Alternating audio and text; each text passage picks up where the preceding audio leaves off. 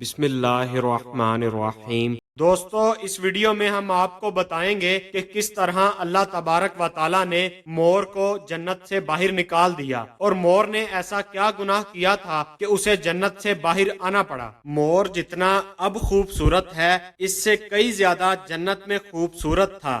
مور کی خوبصورتی پہ سبھی پرندے فدا تھے، لیکن ان سب خوبیوں کے باوجود مور سے ایسی کون سی خطا ہو گئی تھی جس سے اللہ تبارک و تعالیٰ نے مور کو جنت سے نکال دیا۔ اللہ تبارک و تعالیٰ نے حضرت آدم علیہ السلام اور اماں حوا کو پیدا فرمایا، اس کے بعد ان کو جنت میں بھیج دیا۔ وہ دونوں جنت میں بہت ہی پرسکون رہتے تھے، بہت ہی لذیذہ میوے اور پھل کھایا کرتے تھے، لیکن ایک اناج جس کو کھانے سے اللہ پاک نے انہیں منع فرمایا، اور وہ اناج گندم تھا۔ کیونکہ شیطان حضرت آدم علیہ السلام کی وجہ سے ہی جنت سے نکالا جا چکا تھا، اس وجہ سے شیطان کی حضرت آدم علیہ السلام سے دشمنی تھی۔ شیطان یہ چاہتا تھا کہ وہ کسی بھی طرح حضرت آدم علیہ السلام کو جنت سے نکال دے، اور ساتھ میں اماں حوا کو بھی جنت سے نکال دے۔ جب شیطان کو یہ خبر ہوئی کہ حضرت آدم علیہ السلام کو تمام میوے کھانے کی اجازت ہے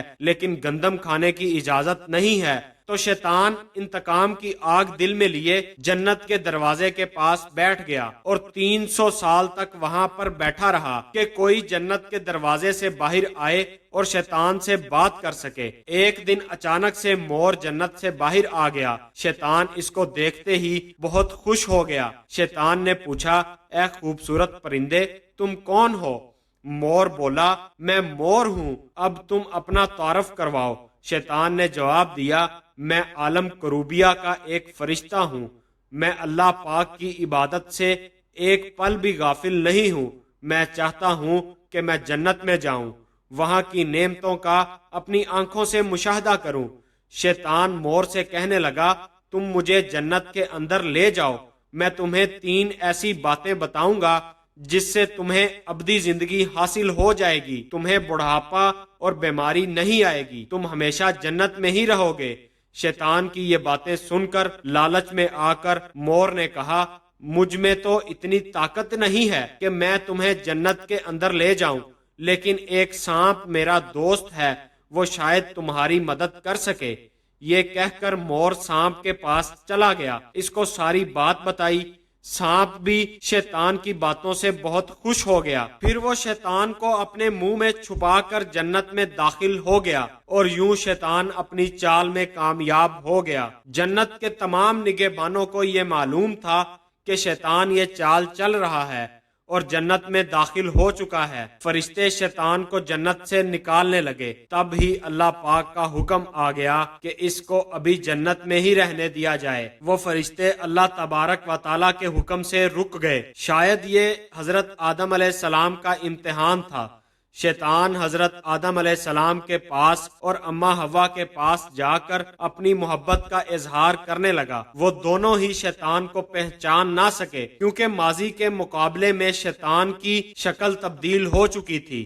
شیطان کہنے لگا کہ میں چاہتا ہوں کہ آپ دونوں ہمیشہ جنت میں ہی اس طرح زندگی گزاریں، ہمیشہ خوش رہیں۔ حضرت آدم علیہ السلام اس کی بات بہت غور سے سننے لگے۔ شیطان نے کہا، اگر آپ میری بات مان جائیں تو آپ کو جنت کی اور بھی تمام سہولتیں ملیں گی۔ حضرت آدم علیہ السلام شیطان کے بہکاوے میں آ کر کہنے لگے کہ یہ کس طرح ممکن ہے۔ شیطان کہنے لگا، ایک گندم کا دانہ اگر آپ دونوں چکھ لیں تو آپ کو ابدی زندگی حاصل ہو جائے گی اور آپ جنت میں ہی رہنے لگیں گے۔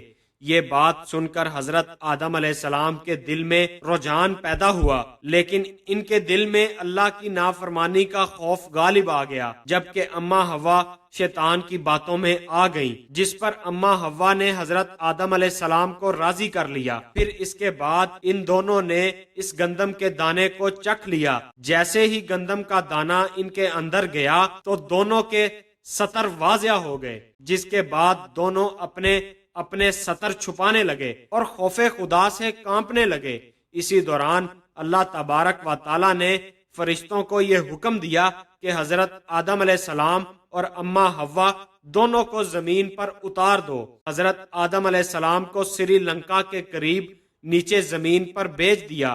جبکہ اما حوا کو جدہ کی سرزمین پر اتار دیا گیا۔ جن خوبصورت پیروں سے چل کر مور شیطان کو جنت کے اندر لے کر آیا تھا، وہی خوبصورت پاؤں اللہ پاک نے مور سے لے لیے۔ سانپ جو اپنے منہ میں شیطان کو چھپا کر لایا تھا، اس کے منہ کی خوبصورت خوشبو کو چھین لیا گیا، اس میں زہر بھر دیا گیا، پھر مور کے ساتھ ساتھ سانپ کو بھی جنت سے نکال دیا گیا۔ مزید اسلامی قصے، کہانیاں اور واقعات سننے کے لیے ہمارے چینل کو سبسکرائب کر لیں اور گھنٹی کے بٹن کو دبا لیں تاکہ آنے والی ہر ویڈیو آپ تک بآسانی پہنچ سکے۔